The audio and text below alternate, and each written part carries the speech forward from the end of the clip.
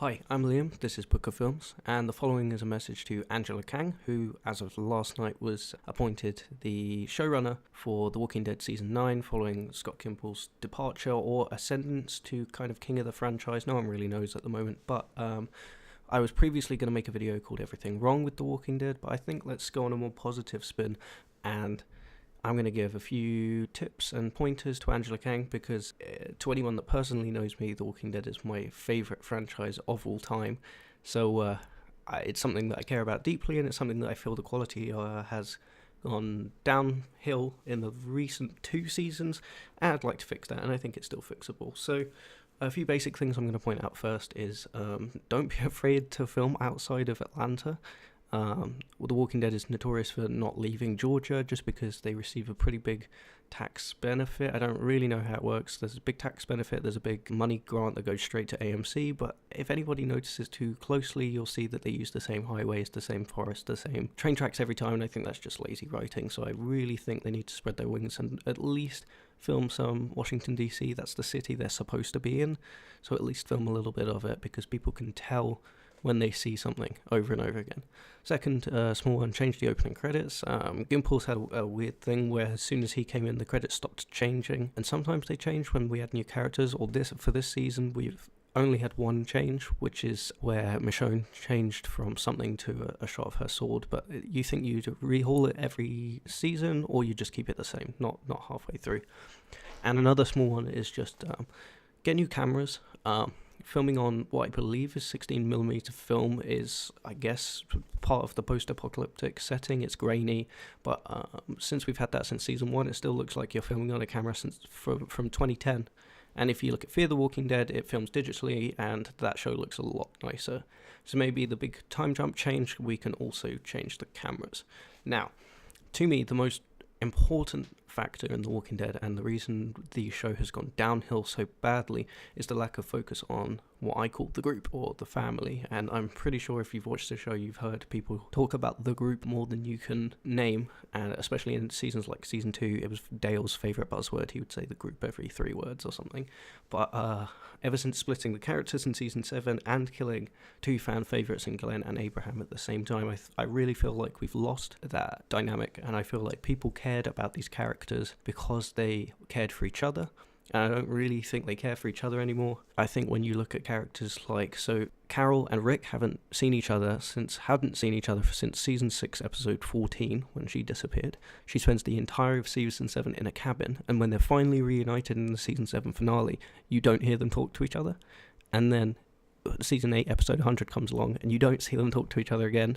Carol's off with the kingdom again, and they both do separate things. So in almost 2 seasons, two seasons, 2 episodes now, Carol and Rick, who were previously quite close, and I enjoyed the relationship between the 2 of them, have not spoken at all, and I think that's a massive shame. And I think if we kept the group together more, and I think this is the reason people love the Alexandria section of season 5, is because you really felt like these people had come through all this pain and all this suffering together, and now that they were together, they were sticking together, but that doesn't seem to be the case, and season 6 split them up in 7 and 8, and I don't really think we've ever seen these characters really care for each other. And I feel like a lot of the reason people didn't care about Sasha is because Sasha and Maggie were supposed to be shown as best friends when they really weren't, and I don't really feel people feel that bond between the group, and I think that's something you need to bring back. Second of all, the seasons are just too long, there's too much filler. Everyone talks about this. I think it's possible to make a season that doesn't involve filler. If you look at Fear the Walking Dead Season 3, that was long and that was not full of filler. That really had a good pace going on. But I think half seasons are something that really, really bogs down the show, and I feel like if AMC wanted a massive change,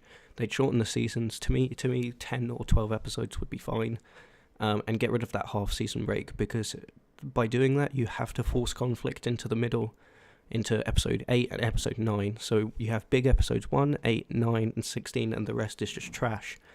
And I think if it was more streamlined, and I think if you got rid of that mid-season break, you could fix the pacing, make it not as slow, And I think you don't have to worry about these big moments because people would want to watch a story from beginning to middle to end without having to force in any ratings friendly like gimmicks or anything, which is my next point. Number 4 of my main points is that the ratings based entertainment is just off the roof. So this season we've had weird flash forwards, we've had Morales come in episode 2, then we've had stuff in previous seasons, also then Carl obviously, we've had the death of Carl, which is a massive ratings thing. Everyone talks about it. The news places, they cover it online, so everyone reads about it. It builds up tension and it builds up viewership, I guess, even though people are not falling for it anymore. And season 6, fake killing Glenn, fake killing Daryl, and then not telling us who was going to be killed by Negan. That's a triple whammy of terrible marketing decisions that, although they drove up viewership, they do not keep on long-time viewers, as season 7 proves. Loads and loads of people watched the first episode to see who would die, out of pure curiosity, but then beyond that it went down to the lowest viewing figures since season 3. So I really think that if you're going to kill someone, and I feel like let the story like go on its own terms rather than worrying about these big like water cooler moments that you really don't need, because when they do come, like the alpha beheadings or different moments of like Negan escaping or stuff like that, those big moments, those big deaths speak for themselves without you having to do anything about them. And I think another problem, my next one, number 5, is how obviously characters are flagged for death. I think Carl Wood did this pretty terribly. He was in like 3 episodes of the first half of season 8, and then from there we have him basically spending a whole episode as the sole focus. All the characters do these weirdly implausible things where they all listen to him while no one has ever listened to him before, but now they do. He writes letters. If you really wanted his death to be a shock, like have him appear at least the whole season a little bit, and then you can kill him at the end. Don't not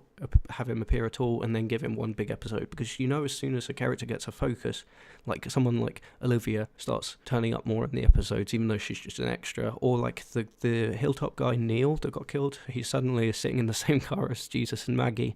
It's like, he's going to get shot. There's no surprise, there's no intensity anymore. And when people like Denise spent whole episodes as the focus, you're just waiting for the arrow to go through her eye at this point, because you already know that it's coming. So if you're going to kill someone, don't build them up. They should, if they're going to die and we need to care about it, we need to care about it before that episode. You can't spend the next 30 minutes before that point building the character up to a point where you care about them. They did the same with Sasha. Sasha had nothing to do in season 7, then the last 3 episodes we spent pretty much exclusively with her, getting to know her, having flashbacks with Abraham, and just in case you're reminded that you like the character, then she's killed. And I feel like that's a real weak sign of storytelling, that you have to remind the viewer that they like a character. Finally, number 6, I think you really need to get rid of you need to fix your character arcs and your character development. At this point in the last I'm going to say 4 seasons, we've had one character be overly nice for no reason, like Morgan believing all life is precious, or Jesus randomly wanting to save the saviors and not kill them, even though he turned up to kill them. And I think on the flip side, every season has a character that just has some random edgy face. So Rosita just wanted to kill everyone. Now Daryl wants to kill everyone. I reckon Daryl had a fight and then it was resolved, and Tara now wants to kill everyone even though she was fine last season. And I feel like Sasha was okay. I liked the character, and I felt like she was one of the first ones that really had that sort of phase go on. But when you see Sasha's dark, depressed, moody phase happen to a different character every season, I really think you're stretching the limits of what type of stories you can tell, and you're showing that the writing is pretty weak if you have to give that same character trait to a different character every season just to make the group a little bit more electric. But if you just had the group interact a little bit more, you wouldn't have to have those wild character phases that are completely out of character and people do completely stupid things. Now, a couple of extra points. Number 7, just stop doing all the stupid art stuff. Stop doing like slow-mos on people's faces or like 60-second shots of dead bodies on the ground. We get it, like it's the apocalypse, but you don't have to treat it like a student art film. If you just filmed straightforward from beginning to end, people wouldn't say this stuff is boring. If you didn't play around with sequences and you didn't make time jump forward and back, then people would appreciate honesty and sincerity sincerity, and I don't think by pretending to be smarter than you actually are, I don't think that's helping the show at all. And I think finally, if you're going to include a character like Negan, who everyone wants to kill, I think you never want to put him in a position in which he could be killed, because it shows how thick his plot armor is when Sasha, who has pretty much never missed a shot, doesn't shoot at him, and Rick tries to shoot at him while he's literally in plain sight. There's like 35 people aiming at him, and he doesn't die because he's Negan. So I think really you just need to think about the plot, think about the plot, and think about, will cinema sins give me a sin for this? That's the way I judge a good movie. If I was coming up with a story, I'd say, is this movie going to end up on everything wrong with The Walking Dead, and am I going to get a sin for everyone in this group missing Negan? And the answer is yes. So if the plot has holes in it, I think you really need to rethink. This is the zombie apocalypse where anyone can die, but when you prove that people can't die in really, really easy situations, I think you're just showing that the plot is flimsy. So to wrap that up, Angela, but just a quick one, film outside of Georgia, change those opening credits, upgrade the cameras, put more focus on the group and on the family aspect of it. If you could shorten the seasons, or at least cut the half-season break, that would be great. Stop rating-based entertainment, stop the gimmicks, stop the cliffhangers, just tell a straightforward story with no art, no student film stuff. Don't make it look like you're experimenting with the settings on the cameras. If you're going to kill someone, kill them in a shock. You shouldn't have to build up a character to the point where they look like they're going to die. People should not see it coming. Don't put characters through optimistic and pessimistic phases based on just because a character needs that to kind of balance out the cast. Your cast should grow organically, and I think giving characters like Tara an edgy phase really doesn't do anything for the character and just makes people like her less. And just stop with the plot impossibilities. I think you tell a straightforward plot from beginning to end, you throw a few surprise deaths in there, some nice inventive action scenes, and I think you have a winning formula. Thank you for listening. This is a bit of a ramble, but I hope something I've said makes sense. So Angela Kang, good luck on season 9. The Whisperers will bring new life to the show, but that's not it. You really need to change what Scott Gimple has made, because it's become tired now, and I think you need to shake things up a bit. Best of luck to you, and if anyone agrees with me or doesn't agree with me, leave stuff down in the comments, and I'll see you in the next video.